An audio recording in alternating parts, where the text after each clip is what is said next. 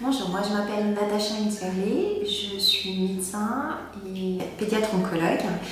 et clinicienne et chercheur. Je fais de la recherche translationnelle sur les gliomes de haut grade qui sont actuellement regroupés en différentes catégories avec notamment les gliomatoses cérébrales qui sont des gliomes de haut grade particuliers.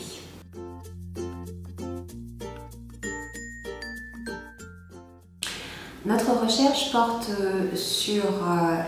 des tumeurs qui sont des gliomes de haut grade de très mauvais pronostic,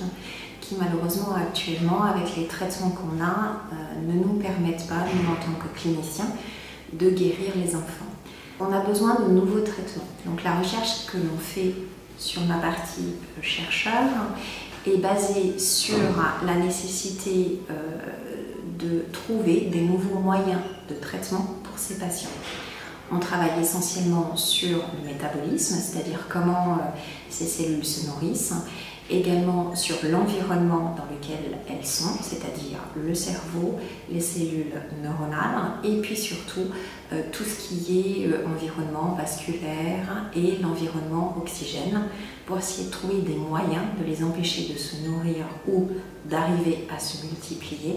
et de pouvoir trouver des nouveaux moyens moins agressifs que la radiothérapie ou la chimiothérapie pour traiter ces patients.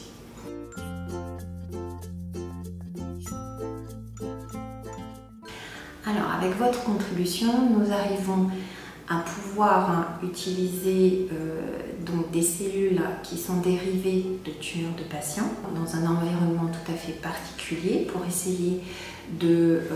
reschématiser ce que l'on a dans la tête d'un patient dans une flasque sur une paillasse et pouvoir derrière comprendre qu'est-ce qui fait que ces cellules arrivent à se multiplier, à se nourrir et derrière les bloquer. Donc, on utilise ce financement pour avoir des nouvelles machines, pour pouvoir avoir par exemple les incubateurs, des moyens pour pouvoir au quotidien cultiver ces cellules et comprendre ce qui se passe, mais également financer des petits appareillages pour par exemple extraire l'ADN, l'ARN, ou encore pouvoir utiliser des nouvelles approches avec notamment les rayons combinés avec des inhibiteurs spécifiques de ce que l'on va trouver.